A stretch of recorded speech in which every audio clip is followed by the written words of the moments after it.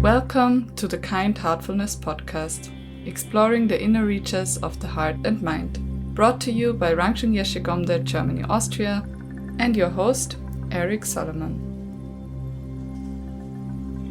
Welcome back to the Kind Heartfulness podcast. Today's episode brings us right into the heart of a conversation that began for me last summer at the European Summer Research Institute, or ESRI, the yearly gathering of Mind and Life Europe. It took place at our beautiful Gomde Center in Austria. Our guest is Amy Cohen Varela, the chairperson of Mind and Life Europe, who's also a clinical psychologist and psychotherapist. Amy's story is unique. She was there at the very beginning, witnessing the first historic meeting between her late partner, neuroscientist Francisco Varela, and His Holiness the Dalai Lama in the mid-1980s. But Amy isn't just a keeper of history. Today, she's at the forefront of a movement that bridges rigorous neuroscience with the lived experience of human warmth. Based in Paris, she leads Mind and Life Europe's mission to explore how we can understand the mind, not as a computer, but as a deeply relational living system through the dual lens of a clinical psychologist and a deep scholar of the mind. In this conversation, we move from the origins of contemplative science to the present day. Amy explains the inactive approach to cognition and why it matters for how we treat one another. We'll talk about ethical know-how and how kindness isn't just a nice to have, it's fundamentally woven into the way we perceive and navigate our world. Whether you're interested in the future of AI, understanding how we make sense of the world, or the simple, profound practice of heartfulness, Amy's insights offer a path toward a more compassionate understanding of what it means to be alive. If you're interested in finding out more about Amy's work, please look closely at the description of this episode in your browser, and please join me in enjoying this deep dive with Amy Cohen Varela.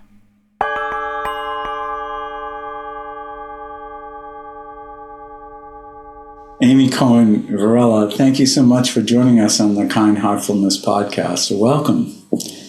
How are you today? I'm fine. Thank you, Eric, for inviting me. Oh, no, it's a pleasure.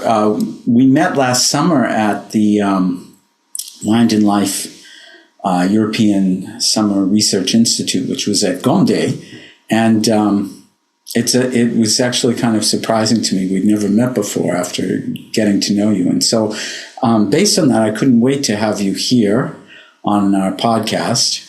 And so thank you for coming. And I just was hoping you could tell us, because you've really been there since the beginning, a little bit about Mind and Life and how it started and your own involvement and path to this day. Sure. Yes, from the very beginning, since Francisco Varela, who founded Mind and Life in concert with His Holiness the Dalai Lama and Adam Engel, was my partner in life and to some degree in mind as well. And so when I met him, he was planning the very first meeting, which happened in 1987. And he had met the Dalai Lama at a meeting in Alpsbach, Austria in 1983. He'd been a meditator for many, many years before that.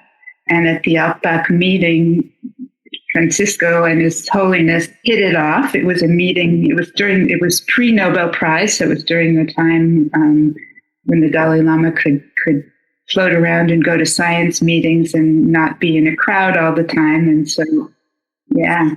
I remember those days. Yeah.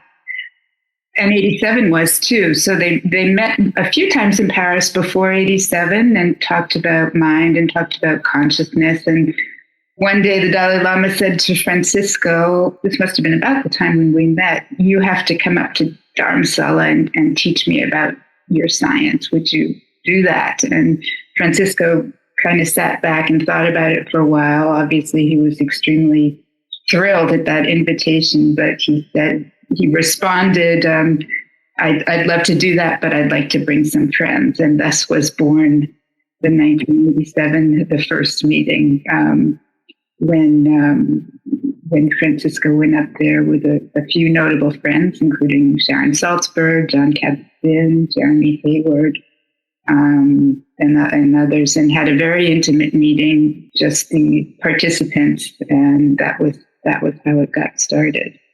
And then every 2 years after that, there was a meeting, and the last meeting Francisco went to, unfortunately, was in 2000 because he passed away in 2001. And when he died, I thought a lot about what he'd left behind, obviously, because he did so many different things in science and in the meditation world and in the philosophy world, the Western philosophy world. And I realized that one of the things that he was most devoted to was these Mind and Life meetings, taking much time to prepare them, digging around in some of his papers and some in our library in the south of France. I found some of the preparatory work that he did for that first 1987 meeting. So these meetings were really close to his heart. And then in 2008, the Dalai Lama suggested to the crowd at Mind and Life Institute that we create a Mind and Life Europe. And at that moment, Arthur Zients, who was then the director of Mind and Life Institute, called me up and said, I'd like to have a meeting with Europeans to discuss this possibility. And so that was the very beginning of my involvement. But I didn't really come on board officially, although I'd been to just about every meeting up in Dharamsala. I didn't come on officially until 2015. And that was to Mind and Life Europe. So Mind and Life Europe is the sister organization to Mind and Life Institute. And because also it's important to point out here is that you live in Europe. You live in France, actually. I live in Paris. Yeah, we live in the same country. Yeah. Yeah, that's why Arthur called me, actually, because that first planning meeting for what was to become Mind and Life Europe, he decided to hold it in Paris. I don't know if that had anything to do with me being there, but Paris is kind of a central hub, and so there were lots of people. It was a big meeting, 30 or 40 people from around Europe got together to discuss that, and Mind and Life became established. Mind and Life Europe is a Swiss Verein or Association 1901, and it was established then. And wow, thank you. And so let's talk about present time. So you're actually the chair of Mind and Life Europe, is that right? And I'm the chairperson, of the board, and I've been doing that for quite a while, and I have an absolutely wonderful board and a wonderful managing director. His name is Gabor Karsai, and a great team. And we've been focusing in terms of our kind of life world at Mind and Life Europe. We've been focusing a lot on since the last 5 or 6 years. We've been focusing in a more and more single-pointed way on the lineage, actually, of Francisco's thinking, and on because Francisco had an idea about mind and about consciousness and about cognition that was pretty radically different from, even as a neuroscientist. He remained till the end of his days an active experimental neuroscientist, but he had a kind of a radically different idea from traditional science, or when I say traditional, I mean Western traditional. Well, if I may just interject, because I met Francisco, I think it was around 89. Francisco was studying with Tugorjan, and I went actually to meet Tugorjan. How I first, it was the first time I went to meet Tugorjan, and then immediately became his student. And then after I came down from spending 2 weeks with Rinpoche, I got invited to a lunch in Kathmandu, and there was Francisco sitting across the table from me. I didn't know anything really about it. Was it at the Yak and Yeti? No. I actually wondered where that, even I don't know where it was. It was an Indian restaurant somewhere in the middle. It's probably not there anymore. I never went even though I've been to Nepal more than 30 times. I've never been there again. Maybe Eric Pemakunsang or Marcia remember where it was. Anyway, but one thing that was really surprising is I had this secret life as a kid who grew up as a terminal rat in MIT's AI lab, and knew Marvin Minsky, who had quite strong ideas and very interesting ideas about what consciousness might be, or what maybe leads to sentience. And it actually had a huge impact on my life, and in a funny way brought me to Buddhist practice.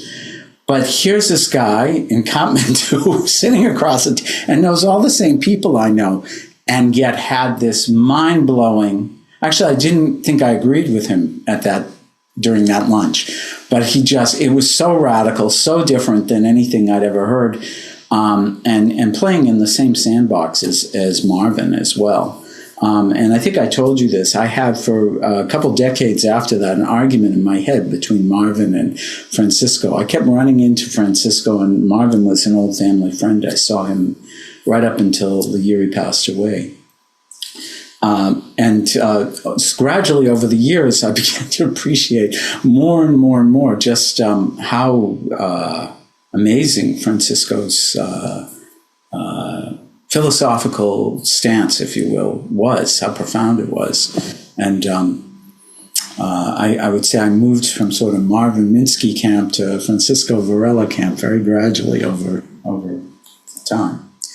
So and I think one of the big insights, just for the purpose of helping our listeners, is that I think that Marvin and he was one of the pioneers of AI, but also thinking, how could you have what's now called a conscious machine, or artificial general intelligence, maybe? I don't know which word is most au courant, but it really was based on the fact that everything in the universe, everything could be reduced to a physical state. And so that consciousness could be explained essentially in terms of a physical state, and therefore as computers ultimately can be reduced, the state of a computer can be reduced to ones and zeros, or a physical state.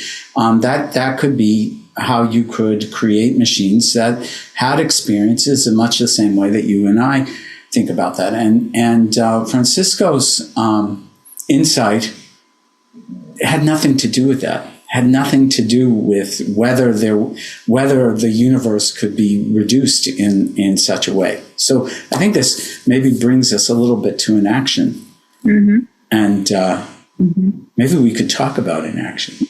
Well, I think yes. I think that Marvin Minsky and Francisco, as you said, were colleagues to some degree or another, distant colleagues. Who was never at MIT as a student, but he and there's an interesting book in which he makes a strong connection with Marvin Minsky's work on what he called the Society of Mind, which you probably know of, which is very close to Francisco's thinking, or part of his thinking in any case, but the idea that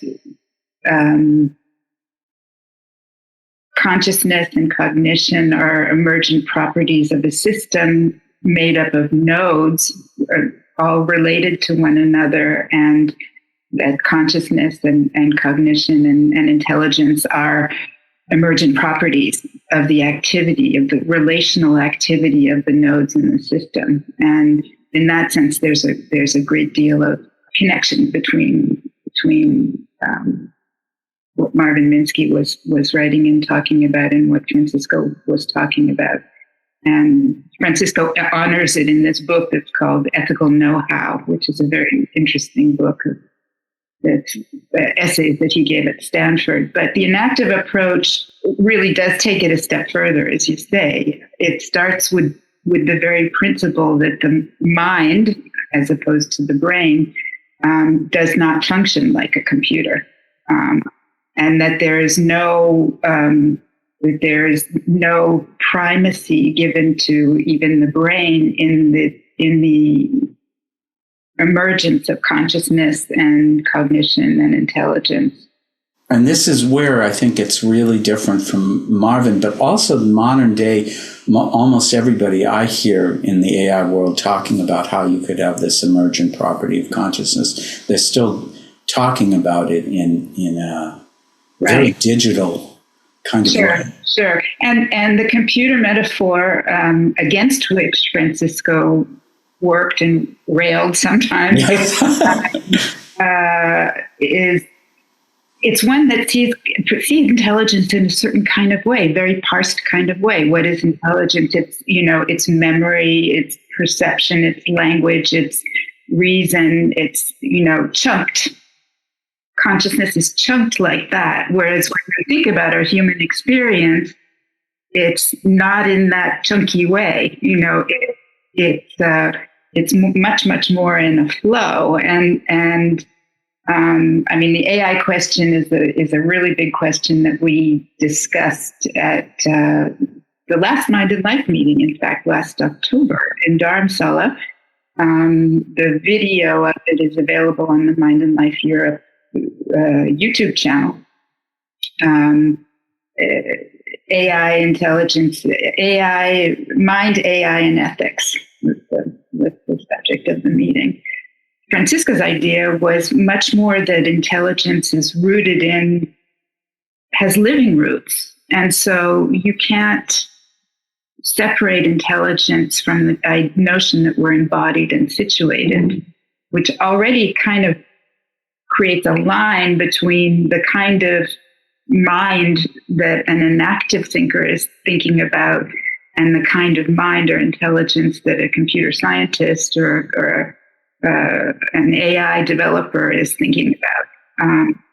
And so one might say, Francisco certainly would have said, and an action certainly says that you can't have mind as we know it without body. And you can't have mind, so you can't have mind without body, and that body is always situated in relationship to a context.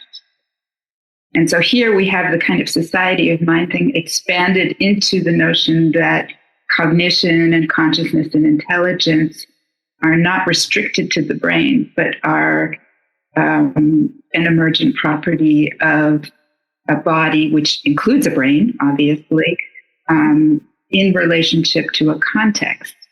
And so inaction as an approach to mind and cognition would be something more like a theory of how we make meaning as we move through the world as embodied being.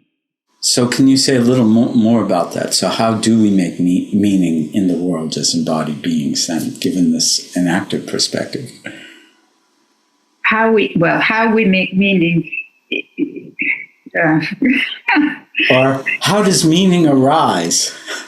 How does meaning arise? That's a basic question. I would say that the mechanisms, or the good word is not mechanisms, the modalities, at least as far as inactive thinkers describe it, is through our relationships. I think that the concept of relationship is essential to thinking through inaction.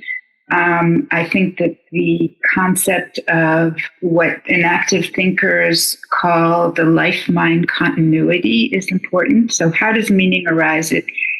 First of all, as living bodies, we are what they call a web of entangled systems. So you have what Francisco called the most basic bodily identity. You tell me if I'm getting too detailed here. Not yet.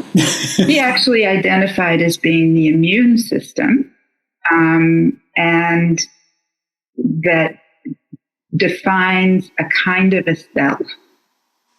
So there's this basic bodily identity self, and then there is the sensory motor self, which includes the neurological, muscular, perception, reflex mechanisms. And then there is the next level up, but all these levels are entangled, is the social linguistic level. So you have a fundamental entanglement of systems that working together relate to the world and bring forth a world by their very nature as a living system. And so there you could say, as an example, a blade of grass is not the same thing for me as a grown adult person with a grown adult body.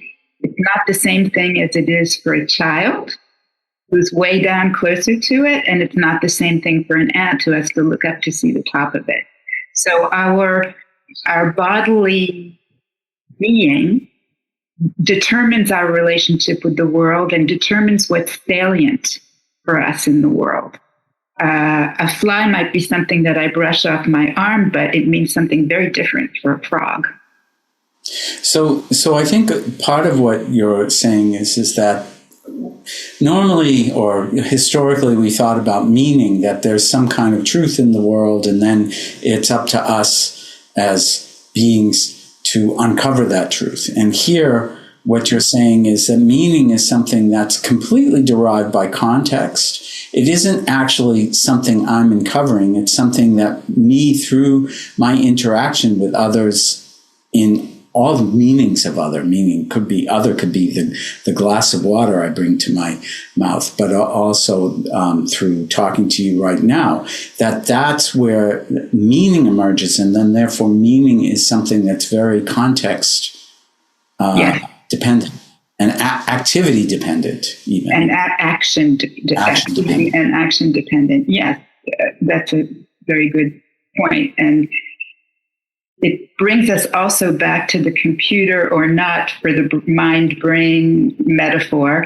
because an action, when it rejects the computer metaphor, it rejects also what is called a representationalist view of the world. In other words, you were talking about uncovering meanings.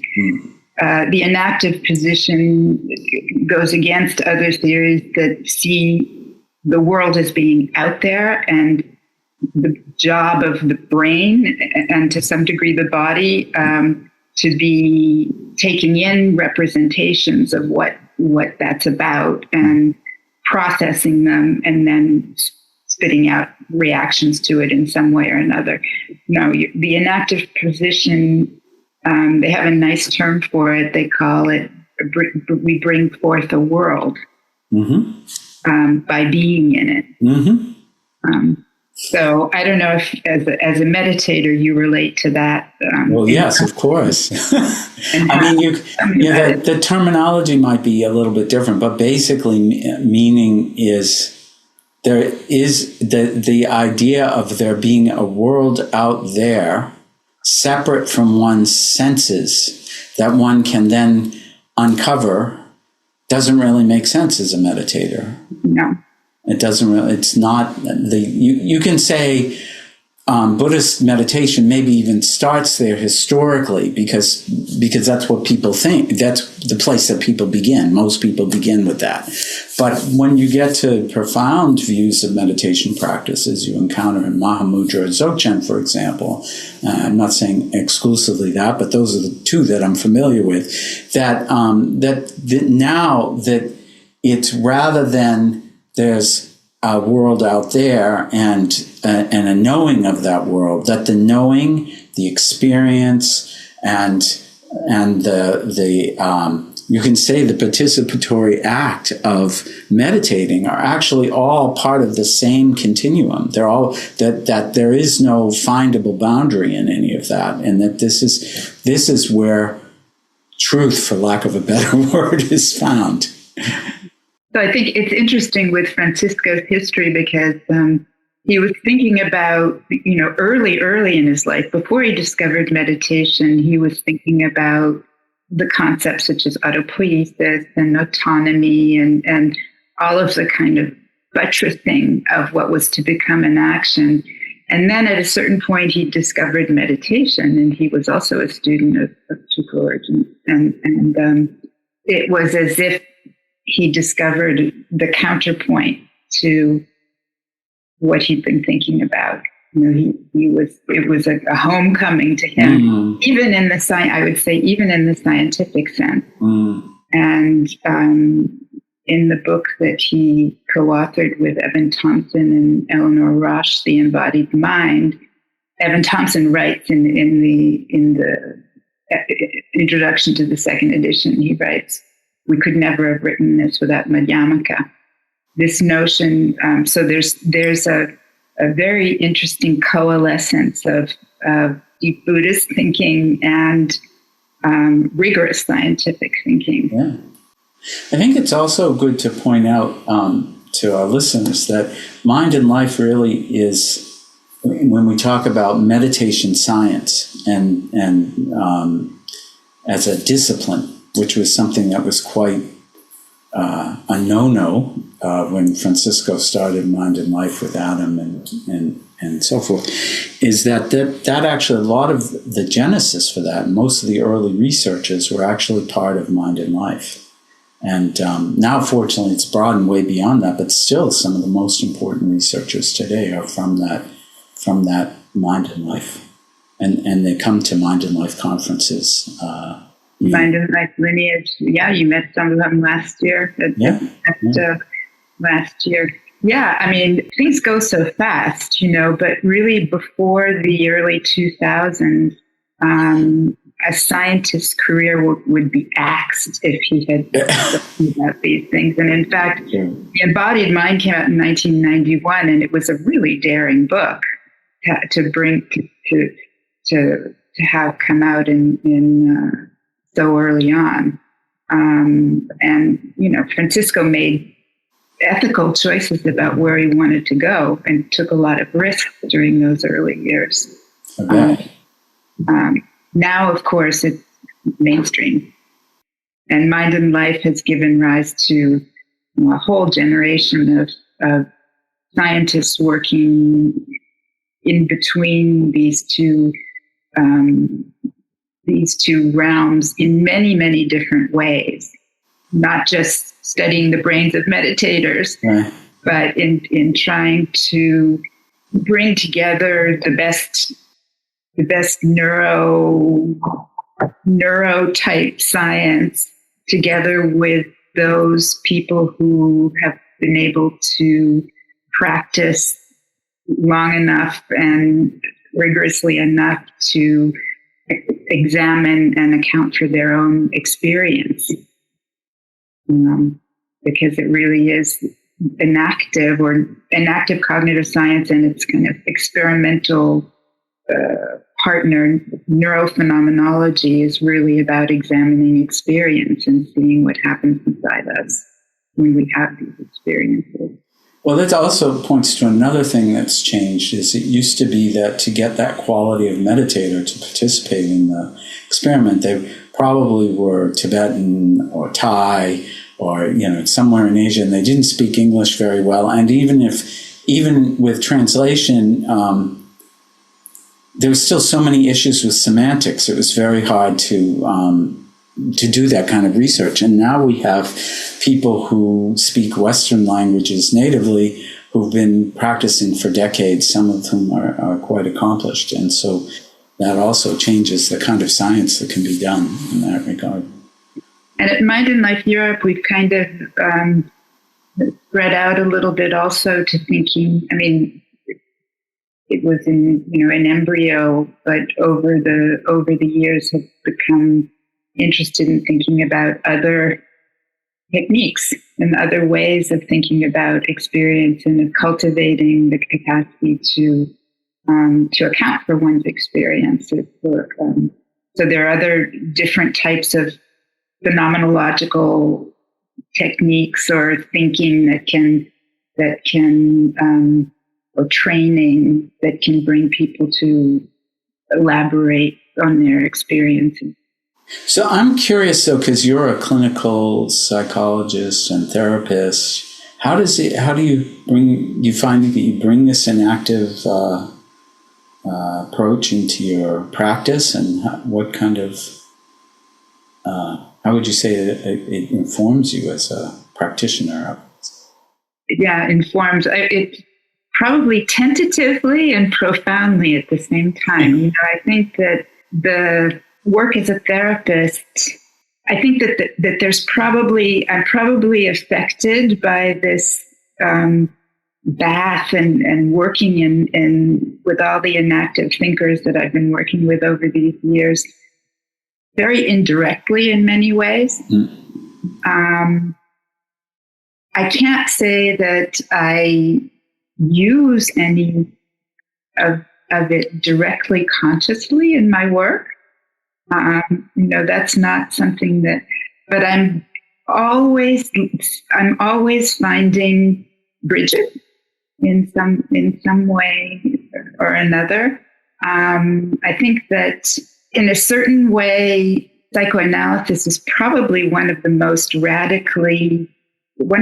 radical first person projects that's come up in the West, where you have a situation where you're being told to, or you're listening to someone, depending on which place you're in, to just say what comes to mind and not to censor what comes to mind.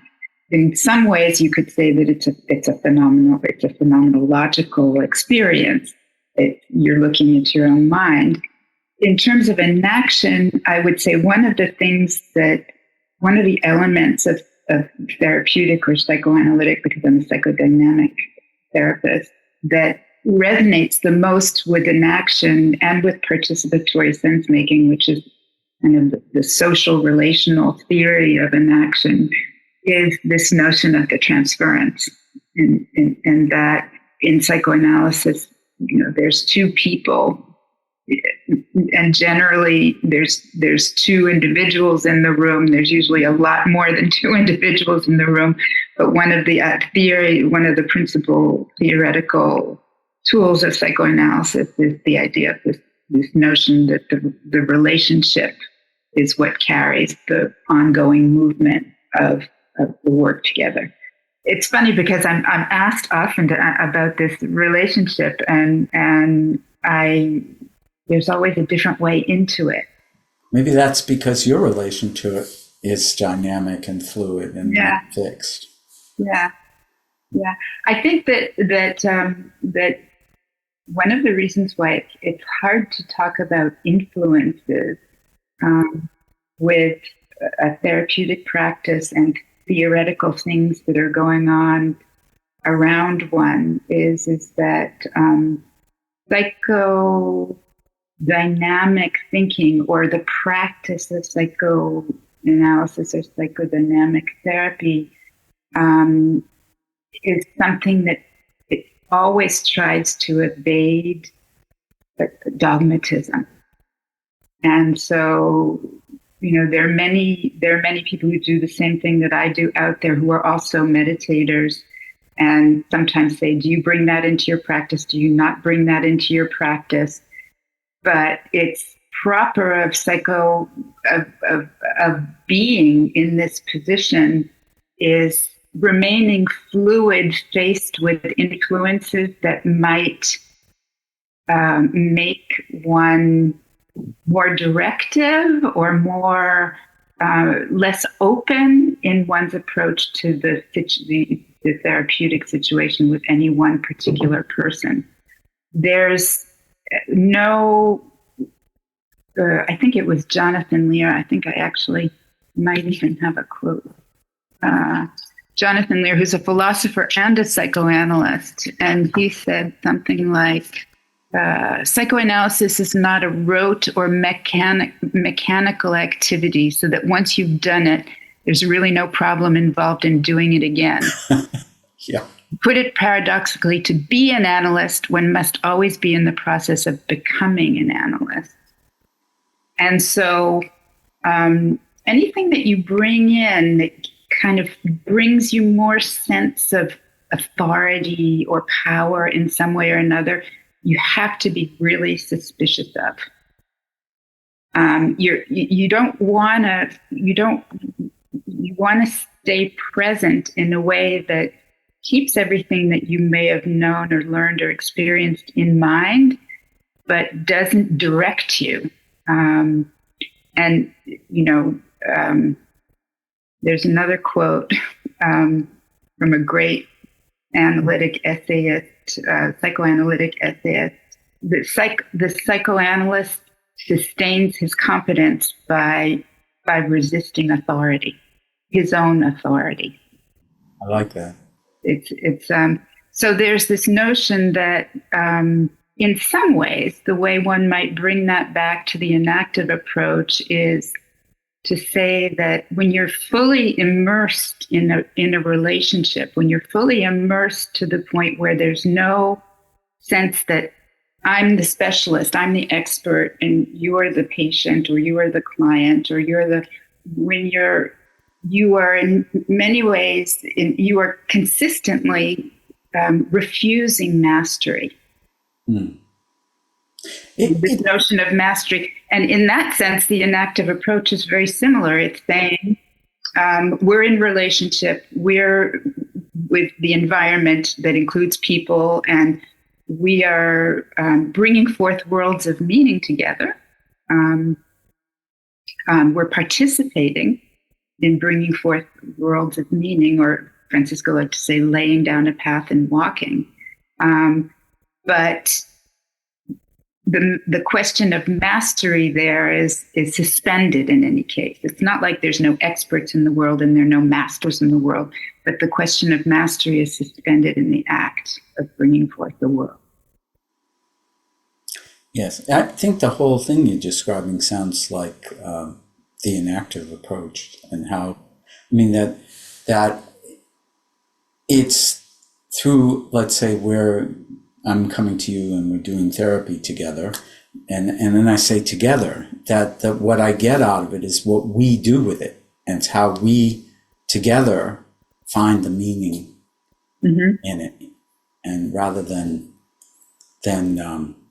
you're the big expert and you're going to guide me very carefully through a process, which you've done 100 times, so you're very good at it. Well, right, exactly. And I am going to learn a lot from you. Yeah, exactly.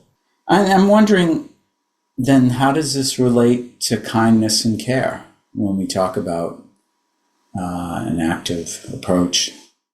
Well, I think kindness and care. I think care, earlier we were talking about how the constitution of the body, and it's entangled from the very basic biological systems to the sensory motor interaction with the world, to the social world, how it brings forth meaning from its living roots by bringing forth a world of salient objects. So you already, I would say, at the very basic level of living, you have perhaps not care the way you're using the word, but you have a concern. Francisco and many other enactive thinkers use the example of the amoeba to talk about that. Mm-hmm. So you have an amoeba in a petri dish, and you put in sugar, and the amoeba, it's going to become salient that there's food in there for the amoeba. Now that's a very kind of basic level of but there's a concern. There's when we talk about bringing forth a world, we talk about bringing forth a world with values. And some things count more than other things. So you can even see this life-mind continuity as being something where concern moves into care as we evolve into, fully blown ethical mammals. Now, the questions of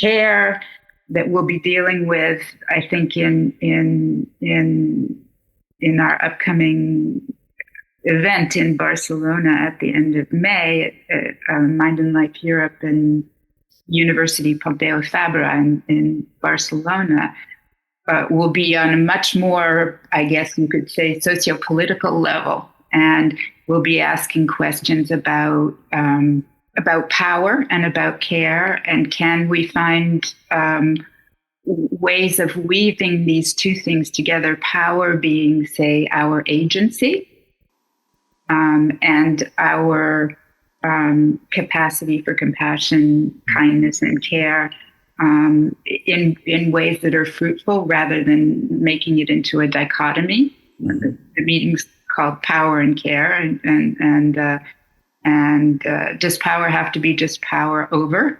Yeah. How, for example, does an enactive framework construe the interrelations of power and care in everyday life and in political life?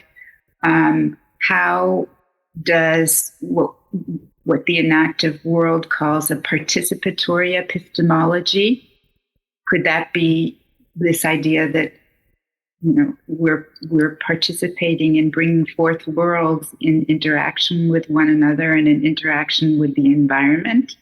How that kind of participatory way of seeing truth and meaning and consciousness and cognition, et cetera, could be an antidote to certain types of thinking that we have. I'm mentioning environment, I'm thinking about extractive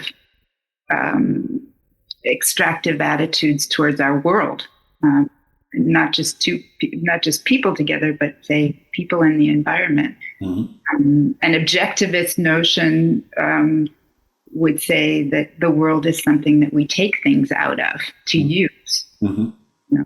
A participatory epistemology would see us more as being in interrelationship with it in such a way that it provides resources for all participants, including the more than human world.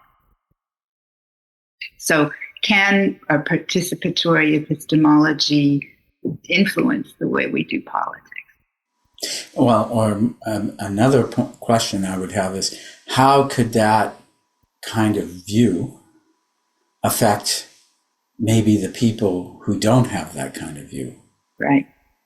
That's the question I think is probably be on my mind and a lot of our listeners' minds. How could it? Yeah. Well, I mean, I think what we're talking about here fundamentally is interdependence, right? And so it's possible that having scientific buttressing, because all of this thinking from the epistemology of autonomy to the epistemology of inaction to the epistemology of participatory sense making, these are all connected and they're basically grounded, if I can say it like that, in groundlessness. Yes. But if you buttress some of these ideas, and they're all strongly developed scientific ideas. So perhaps if you buttress the idea of interdependence with some interesting science and philosophy, that maybe you could influence people. It's very intuitive, actually, all of this. It seems worth trying. I wonder, though, also, because the reason I said it is that myself, but also many of the people I talk to, especially people who come to seminars of mine, they're very anxious about the world today, and they see this kind of tension, right? The people who think we'll just oversimplify, who think, oh yes, it's interdependence and so forth and so on. And then the world, who are people who think more of the world as an extractive place, and that this is a tension. And then I wonder, as a practitioner, when I set it up that way, well, that's the meaning that's the world I'm bringing forth when I look at it that way. And if I really look at it from the point of view of interdependence, and that this world that's arising from me, with its sorrow, with its challenge, is also the world I'm creating, not making it always be other, right? Always saying, well, I would never do it that way, but that's what those people are doing, right? That already, I think that creates, as a practitioner, I'll just say for myself as a practitioner, I think that's a false and misleading way to view the situation.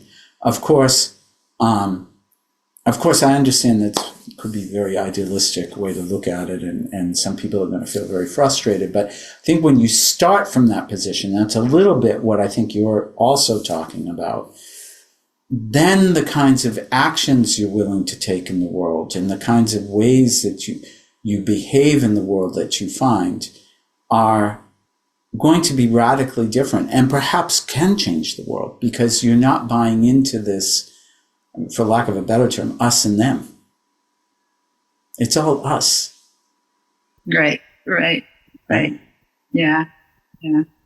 I think the field that's grown out of the enactive approach that's called participatory sense making, which was developed by originally, now there's a large school, but originally by Ezekiel de Paulo and Hannah de Jaeger, approaches in a very, very fine-grained way what it means to participate together. And so in some ways at Mind and Life Europe, we've been practicing becoming vigilant as to what happens when people are together, and in particular also in terms of the environment, and how the way we think about what's happening, what you described, how the way we think what's happening in some ways determines what actually happens. But this thinking, it's my hope, will also allow us to be able to, when we find ourselves in situations of conflict, tension, uncaring, unkindness, to undo that. But to undo, you have to know what's been done. You have to be aware. You have to be to some degree conscious of how you showed up there, or what happened there, or what got done there. And it's true that, even if we look back at early work, even if we look back at Marvin Minsky's work, to go back to where we started, or definitely Francisco's work, we see that Francisco wrote actually the one piece of writing that he wrote about the coup d'etat in Chile. He says, the left created the right and the right created the left. This was a revelation that he had at one point, because he was a very big leftist thinker. And then when the coup d'etat happened, it was a big shock to his system. And he started thinking more deeply about it and saw this interdependence in polarization. And he said something like, we have to figure out some way the only way to actually get out of this is if the system is so constructed as I'm misquoting him here, but so that it knows how to undo itself. But what kind of consciousness does it take for us to know, how we're showing up, what we're doing in a particular situation? And the participatory sense makers have some interesting pointers for people about, being in situation that they promulgate, I guess you could say, or have elaborated to help us do that. And one of them is seeing ourselves in relation as being a kind of as listeners rather than talkers or actors. That they call it a listening epistemology as a kind of buttress, base of participatory sense making. And so if you keep thinking about listening and a little bit less about talking, you get a very different sense of the situation that you're in. If you suspend action, if you do what they call let be, you get a very sense. So maybe with some more training in participatory epistemology, we'll learn how to be more caring and to recognize others as ourselves. Well, that sounds a lot like teachings on from Mahayana tradition on compassion. And it's very beautiful. And it's actually really wonderful to hear that there's a group of scientists and researchers who are actually thinking in such a kind of beautiful and complete way about how we might change the world in a positive way, how to get beyond this kind of polarization that seems to be more and more and more just gripping every single aspect of public life, even private life. I mean, people often say they can't sit with their family and have dinner anymore. Yeah. Particularly in our little home country. Yeah, that's right. Well, we're refugees. Yeah. And really I am. But yeah, it's one of the big pieces of advice I have for people who say to me when they say it's so hard for me to go to dinner with my family is just listen. Don't feel like you have to react. Yeah, fix it, change it.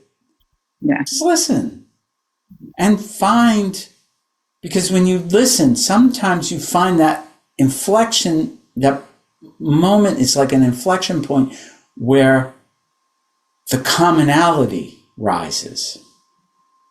Where even though they're saying something that you may find, oh, that's pushing all my buttons or touching my trauma or whatever, you know, people often are saying, is that when you see the commonality, why they have that reaction isn't so different from why you're having the reaction you're having, even though it seems so diametrically opposed. So it's through listening, I think, that we can doing more listening. It's a good thing for me to do the podcast because I'm such a talker, and then I suddenly have to listen. Well, actually, from therapy experience, I realized one of the things that I realized very, very early on, luckily, when I started, was that in the therapeutic situation, when I talk, was when something that the patient or the client was saying was making me anxious. Yeah. And that was really key, because the way to get someone to stop talking is to talk, right? Exactly. Yourself. So a lot of times in these situations of tension and polarization and I mean, sometimes it's better just to avoid certain people with certain mindsets, but at least until you feel like you can handle it. But sure. But yeah, I think that our reactions come from the fact that if you react, they'll stop talking. You know, they'll stop spewing whatever it was that made you feel reactive. I think it's that we misunderstand what our own agency is. So we think our agency is getting the situation to change. Right. Really, our agency is something about how we can be different in a situation. Right. Well, one of the other kind of tenets of participatory sense making, so again, the social theory of the enactive approach is the idea that we're all unfinished beings. We're all becoming, and this comes from its roots in biology. Yes. And the fact is that, you know, we all want to keep on keeping on, as we used to say, you know, and keep advancing and living. And you know, I find sometimes that when I think about when I'm in a situation and I think about, so what happens in polarization is your nose comes up against someone else's nose and everything stops, right? Yes. Yeah. Yeah. And what you want is for things to keep on moving. You want to keep the conversation going. You want to keep inside your body and in your world. The idea is to keep advancing, to keep moving, to keep active, and so sometimes when I'm coming up against a wall, I think this is going to stop everything, you know. And in fact, what we are these beings that can always change, that can always evolve, that can always. This is just a brief window. It's a snapshot, and the film is going to go on. That's right. And so, this idea of unfinishedness also is an idea that kind of gives me hope in humanity. Yeah. And it's an idea that, you know, that can be practiced. like listening can be practice. Also, letting be can be practice. Letting it happen. They're kind of trainings, and they're lay trainings. But so yes, the enactive approach and the participatory sense-making approach, what we do at Mind and Life Europe, I think is very grounded in a caring attitude, both for myself and for all those that are connected. All that is connected to me. Thank you. This has been a really, I think, important and meaningful conversation. I think you're coming back to Gomde again this summer, right? You're going, Mind and Life is returning. Yes, Mind and Life Europe is returning to Gomde with joy. That's nice. And the information is all on our website, the European Summer Research Institute, fondly known as ESRI. Yeah. We're really looking forward to coming back. Yes, I think I should say that Gomde is also looking forward to you coming back. Just talking to someone from Gomde a few days ago about it. Really, it's just nice how everything worked out, except for the weather last summer. Oh, yeah.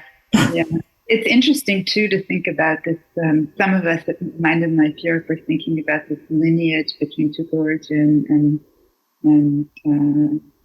Shakyamuni Rinpoche and his son. So there's kind of a home-like feeling also at Gomde. That's nice. That's really nice.